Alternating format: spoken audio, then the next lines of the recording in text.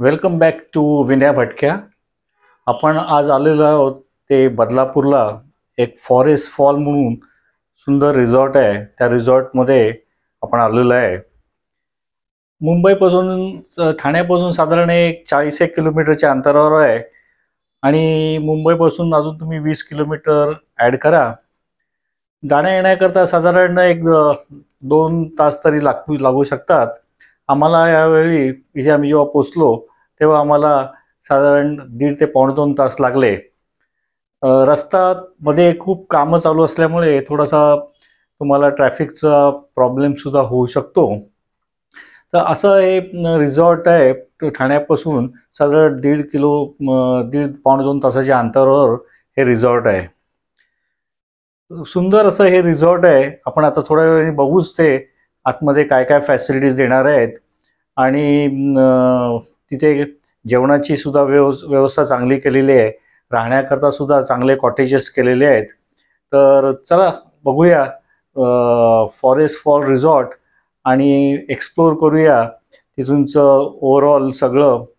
Room कशा आहेत, तिथूनच्या facilities कशा आहेत, जेवणाची सोय कशी आहे आणि हे सर्व तुम्हाला या व्हिडिओमध्ये बघायला मिळेल. तर चला आपण आता जाऊया फॉरेस्ट फॉल रिसॉर्टच्या आतमध्ये आणि बघूया. तिथे पोचण्यापूर्वी नेहमीप्रमाणे आमचा ग्रुप, ठाण्याचा ग्रुप आम्ही एका जागी नेहमी भेटतो. एका हॉटेलमध्ये इथे भेटतो ठाण्याला आणि मग तिथून आपल्या कारने आम्ही सर्वजण पिकनिक करता निघतो. ह्याच वेळीसुद्धा आम्ही तसंच केलं. इथे येऊन ब्रेकफास्ट केला आणि मग नंतर आम्ही फॉरेस्ट फॉल रिसॉर्ट वांगणीकरता इथून प्रस्थान केलं. बदलापूर रोडवरनं तुम्हाला कर्जत बदलापूर जो रोड आहे त्या रोडवरनं तुम्हाला जायला लागतं आणि बदलापूरनंतर एक लेफ्ट घ्यायला लागतो. तिथे रेल्वे लाईन क्रॉसिंग करायला लागते. इथे क्रॉसिंग करण्याच्या वेळी रेल्वेची गाडी येणार होती, त्यामुळे तिथे फाटक बंद होतं आणि फाटक बंद असल्यामुळे आम्ही सर्वजणी थांबून थोडेसे स्नॅक्स आमच्याकडे जे काय होते ते घेतले. हे दिसते हे फाटक आहे आणि असं ही जी गाडी आहे ती मला वाटतं सेंट्रल रेल्वेची राजधानी एक्सप्रेस आहे. खूप फास्ट अशी गाडी ही निघून गेली आणि नंतर मग फाटक उघडण्याची आम्ही वाट बघत होतो. तोपर्यंत गाड्या ह्या अशा आम्ही बाजूला लावल्या होत्या आणि मग गप्पा मारत होतो. थोडेफार जे काय आमच्याकडे स्नॅक होते ते स्नॅक्ससुद्धा आम्ही काढले आणि एक 10-15 मिनटं तिकडे टाईमपास केला. छान जागा होती, पार्किंगला पण व्यवस्थित जागा होती आणि खेडेगावातच होतं. असं करत आम्ही पोचलो ते फॉरेस्ट फॉल रिसॉर्टला. साधारण ह्या फाटकापासून एक 4-5 किलोमीटरच्या अंतरावर हे फॉरेस्ट फॉल रिसॉर्ट आहे. थोडंसं आतमध्ये सापडण्याकरता जरा प्रॉब्लेम होतो, पण जरी काय प्रॉब्लेम आला तरी गावातल्या लोकांना विचारलं तर ते आपल्याला बरोबर डायरेक्शन देतात. आज शिरल्यानंतर समोर दिसते त्यांचं हे डायनिंग हॉल आहे आणि राईट हँड साईडला खूप मोठी अशी पार्किंग प्लेस आहे. स्टाफनी आमचं सगळं सामान घेतलं आणि हे समोर दिसते हे आम्हाला हा कॉटेज दिले होते. आम्ही तिथून चालत मग व्यवस्थित छान असा रस्ता बांधलेला आहे. तिथे आतमध्येच 10 एकरची जागा आहे. आमच्या ह्या कॉटेजेसमध्ये आलो. हे रिसॉर्ट साधारण एक 10 एकरवर बसलेलं रिसॉर्ट आहे आणि बरं चांगल्या राहण्याकरतासुद्धा त्यांनी कॉटेजेस बांधलेले आहेत. आमचे जे कॉटेज होते हे बघा, ह्या 2 कॉटेजेस आहेत. समोरची आहे ती आम्हाला कॉटेज अलॉट केली होती आणि ह्या कॉटेजचं इथे बाहेर बसण्याकरता पण बघा, तुम्हाला ड्रिंक्स घ्यायचे असेल, कोल्ड्रिंक घ्यायची असेल, चहा, गप्पा मारायचा असेल तर हा सुंदर असा वरांडाच्या मोठा वरांडा आहे आणि ही 6 बेडेड AC रूम, अशा 2 AC रूम्स आम्ही घेतल्या होत्या आणि हा दरवाजा दिसतो आहे हा 2 रूमला तुम्ही दरवाजा जर ओपन केला तर अटॅच दोन्ही रूम एकमेकांना होऊ शकतात. हे तुमच्याकडे मोठा ग्रुप असेल किंवा फॅमिली असेल, एक 12-15 जणांची जरी असेल तरी तुम्ही ह्या 2 AC रूम घेऊ शकता. भरपूर अशी जागा तुम्हाला बाहेर बसण्याकरता आहे, गप्पा मारण्याकरता. आणि जवळजवळ 2 रूमला मिळून 4 अटॅच टॉयलेट बाथरूम आहेत, त्यामुळे तेहीसुद्धा व्यवस्था चांगली आहे. ह्या ज्या बेड दिसत आहेत ह्या बेड सोडून जर तुम्हाला अजून ॲडिशनल बेड पाहिजे असेल तरीसुद्धा व्यवस्था होऊ शकेल. जमिनीवर झोपण्याकरतासुद्धा ॲडिशनल मॅट्रेस तुम्हाला मिळू शकतील. असे 12 बेड्सच्या ह्याच्यात तुम्ही साधारण 15 ते 20 लोक सहज राहू शकता. समोर दिसते ते सुद्धा एक दुसरी कॉटेज आहे. आणि असं करत आम्ही आल्यानंतर गप्पा मारत थोडंसं एन्जॉय केलं. आणि हे समोर दिसतंय हे मोठंचं मोठं त्यांचं रिसॉर्टचा एरिया आहे. मग निघालो होते लंच टाईमला. लंच टाईमसुद्धा साधारण 1-1:30च्या सुमारास लंचला आम्ही आलो. तर तिथे बघा चपाती होती, पापड, सालाड, नंतर भात, त्याच्यानंतर वरण, त्याच्यानंतर होतं आलू पनीर, पालक पनीर, नंतर होतं बटाट्याची भाजी, सुंदर बटाट्याची भाजी होती. नंतर नॉनव्हेजवाल्यांकरता चिकन मसाला दिला होता. आणि स्वीट डिश करता दिलं होतं ते शेवयाची खीर. बऱ्यापैकी छान चव होती. जास्त स्पायसी नव्हतं, जास्त तिखट नव्हतं. आणि आमच्याबरोबर दुसरेसुद्धा गेस्ट दुसऱ्या तिथे राहण्याकरता आले होते. हे दिसते हा त्यांचा एक डायनिंग हॉल आहे. आणि ह्या डायनिंग हॉलमध्ये साधारण 70-80 लोक तर आरामात बसून जेवण करू शकतात. हा आमचा ग्रुप आहे. आम्ही इथे सगळ्यांनी आमच्याकडे दोन्ही व्हेज आणि नॉनव्हेज असल्यामुळे दोघांनाही पाहिजे तसं जेवण व्यवस्थित मिळालं. भाज्या पण छान प्रकारे केल्या होत्या. स्वीट डिशसुद्धा चांगली होती. आणि हे बघताय आता हे दिसतंय तुम्हाला हे गेम्स रूम आहे.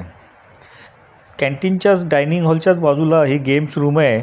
इथे ज्यांना कोणाला कॅरम खेळायचं असेल किंवा क्रिकेट असेल, बॅडमिंटन असेल तर ह्या सगळ्या गोष्टी या गेम्स रूममध्ये तुम्हाला अवेलेबल आहेत.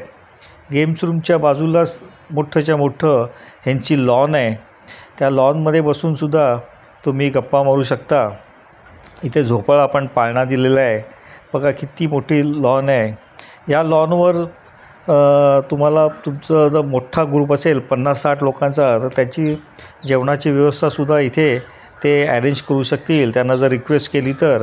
पण ते तुम्हाला त्यांच्याशी बरोबर डिस्कस करून मग तुम्ही फाइंड आउट करू शकता. कारण जागा फार मोठीच्या मोठी आहे.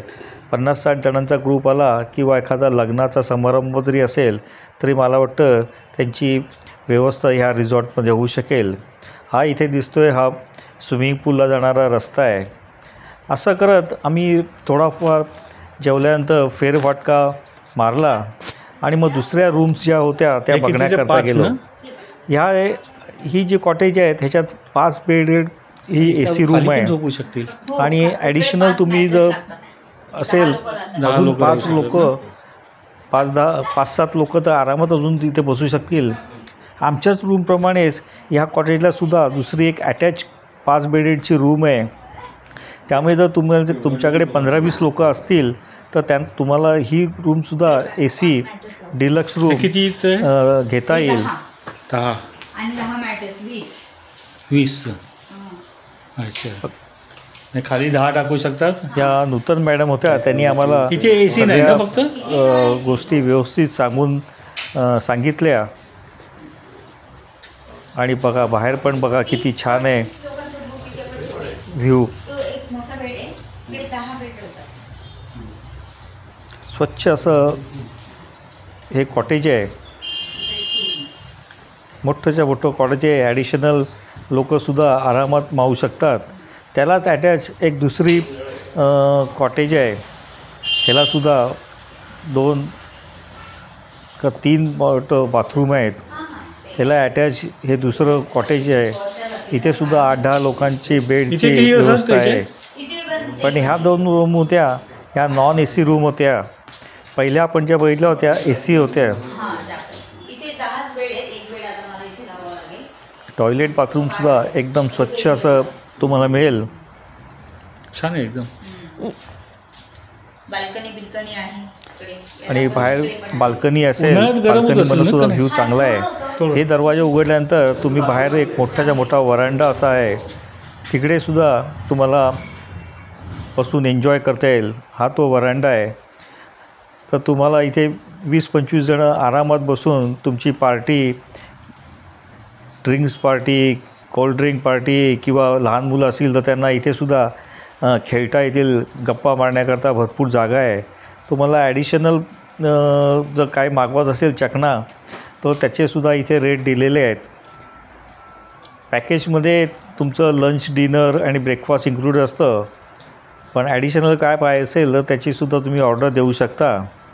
आणि हे मोठंच्या मोठं त्यांचं गार्डन आहे. रिसॉर्टचं हे कॅन्टीन आहे, किचन आहे, हे डायनिंग हॉलला अटॅच आहे तिथे. आणि बघा किती स्वच्छ असं हे किचन ठेवलेलं आहे. आणि हे विजिबल आहे, बाहेर कोणत्याही कस्टमरला हे बाहेरनं व्यवस्थित दिसू शकतं. त्यामुळे तुम्हाला कल्पना येईल किती स्वच्छता ह्या किचनमध्ये आहे. हे जे कुक होते ह्यांची पुढची तयारी चालू आहे. स्वच्छता खूपच चांगली ठेवलेली आहे किचनमध्ये. आणि तुम्हाला बाहेरनंसुद्धा बघता येईल जे काय कुक करत असतील. असं झाल्यानंतर मग आम्ही परत फेरफटका मारायला निघालो. ते इथूनचा एक स्विमिंग पूल आहे, खूप मोठा असा स्विमिंग पूल असा केलेला आहे. लहान मुलांकरता स्लाईड्ससुद्धा ठेवलेले आहेत तिकडे.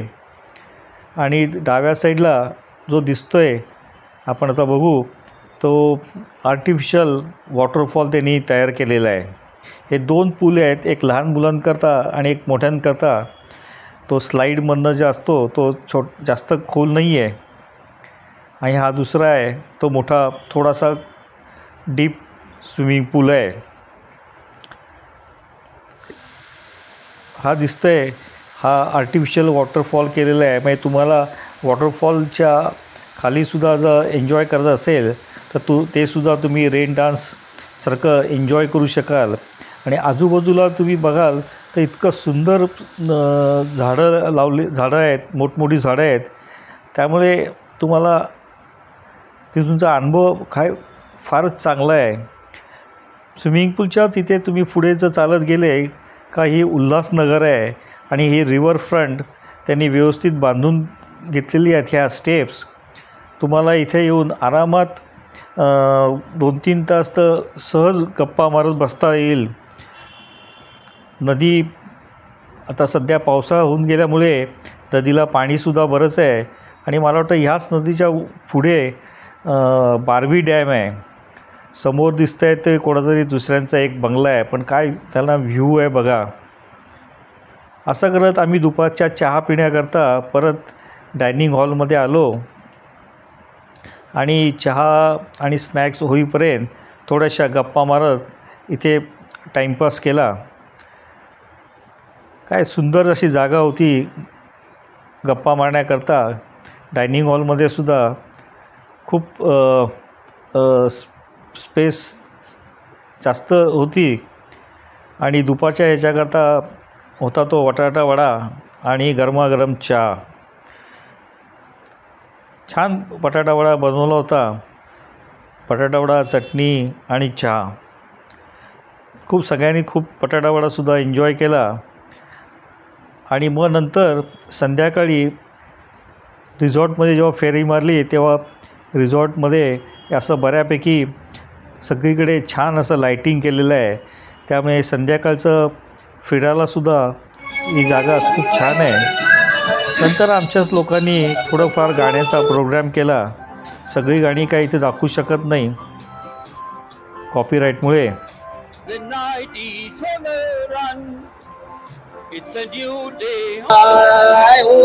किती सुंदर असा गाण्याचा प्रोग्राम चालू आहे. हा आमचा चारू.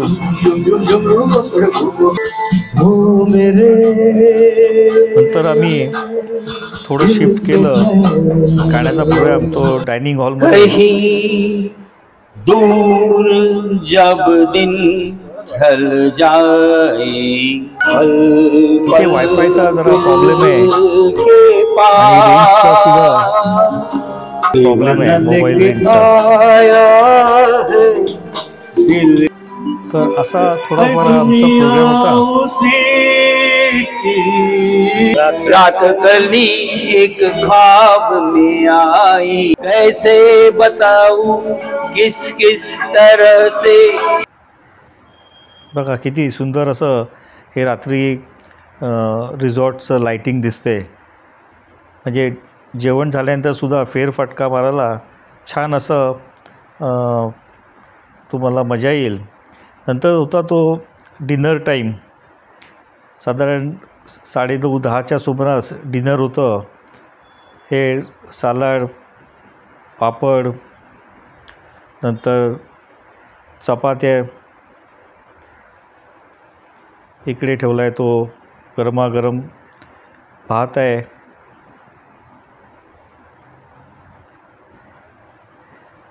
नंतर डाळ, नंतर हे भेंडी, अतिशय सुंदर अशी भेंडी केली होती. या इथे केलं आहे तो कॉलीफ्लॉवरची भाजीसुद्धा फार सुंदर कॉलीफ्लॉवरची भाजी होती. आणि इथे नॉनव्हेज करता सुकं चिकन होतं. मस्त की रात्रीचं जेवणसुद्धा छान झालं. सगळ्यांनी व्हेज नॉनव्हेज जेवणसुद्धा एन्जॉय केलं. आणि नंतर मग रिसॉर्टमध्ये फेरफटका मारायला आम्ही गेलो. दुसऱ्या दिवशी सकाळी उठलो आणि त्यांना आम्ही रिक्वेस्ट केली होती आमच्याच कॉटेजमध्ये सकाळी आम्हाला चहा पाठवा ब्रेकफास्टच्या अगोदर. त्याप्रमाणे चहा आला आणि सकाळी मस्तपैकी थंडी पडली होती. रात्रभर छान थंडी होती. म्हणजे AC तर आम्हाला बिलकुल गरज लागलीच नाही. याच रिसॉर्टमध्ये प्रधानसाहेबांनी छान असं एक छोटंसं मंदिर बांधलेलं आहे. एकविरा देवी आणि विंजाई ह्या ज्या दोन देवी आपल्याला दिसत आहेत, यांचं एक छोटंसं मंदिर आहे. नक्कीच मंदिर पण बघण्यासारखंच मंदिर आहे. बघा किती सुरेख असं मंदिर हे केलेलं आहे. म्हणजे आपण एखाद्या केवमध्ये आल्यासारखं वाटतं. मग तिथून जाऊन भेट झाल्यानंतर आम्ही गेलो ते मॉर्निंग ब्रेकफास्ट करता. आज ब्रेकफास्टला होती मिसळपाव आणि गोडा शिरा. छान मिसळपाव होता, जास्त तिखट नव्हती, स्पायसी पण मिसळ नव्हती. गरमागरम मिसळ आणि पाव. बाहेर थंडी पडली होती त्यामुळे खाण्याकरता गरमागरम मिसळपाव मजा आली. बाकीचे सुद्धा कस्टमर होते पण तसं जास्त गर्दी वाटत नव्हती, कारण जागा बसण्याकरता खूपच मोठी आहे. म्हणजे एका वेळेस 70-80 लोक तर आरामात या रिसॉर्टमध्ये या डायनिंग हॉलचं मध्ये बसून जेवण किंवा ब्रेकफास्ट एन्जॉय करू शकतात. ही आमची सगळी टीम आहे. सकाळचा ब्रेकफास्ट चालू आहे. ब्रेकफास्ट झाल्यानंतर मग रिसॉर्टच्याच बाहेर आम्ही जरा फेरफटका मारायला सगळेजण निघालो. फेरफटका मारून झाल्यानंतर परत सकाळी रिव्हर फ्रंटला गेलो. काय सुंदर व्ह्यू दिसतो आहे बघा. सकाळी सकाळी थंडगार हवा होती. आणि पावसाळ्यात म्हणतात इथे जवळजवळ 10 ते 15 फूट पाणी वरती येतं. जेव्हा पूर आला होता तेव्हा रिसॉर्टमध्ये पण पाणी होतं. आणि समोरचा तुम्हाला जो बंगला दिसतो आहे, आता दिसेल बघा, हा जो बंगला आहे या बंगल्यापर्यंत वरपर्यंत पाणी गेलं होतं. तर ही उल्हास रिव्हर, याचं पात्र बघा किती मोठं आहे. पण पुढे नंतर मग ते पात्र कमी होतं. लोकांनी बिल्डिंग बांधण्याकरता त्याच्यात खूप भर टाकलेली आहे असं सांगण्यात आलं. ही दिसते ही यांची बोट आहे. 50 रुपये घेऊन तुम्ही बोट करू शकता. आणि मग निघण्याच्या पूर्वी दुपारचं लंच होतं. छान असं दुपारचं पण जेवण होतं. आम्ही दुपारच्या जेवणाकरता आम्हाला मटण आम्ही सांगितलं होतं, त्यामुळे त्यांनी मटण आम्हाला अरेंज करून दिलं होतं. तुम्हालासुद्धा पाहिजे असेल तर एक्स्ट्रा पैसे देऊनसुद्धा तुम्ही मटण सांगू शकतात अगोदरच. आणि असं करत आमचा दिवस संपला आणि आमची ट्रिपसुद्धा संपली. So thanks for watching. आवडल्यास लाईक करा, शेअर करा. माझ्या चॅनलला सबस्क्राईब करायलासुद्धा विसरू नका. आता पुढचा व्हिडिओ घेऊन bye bye and take care.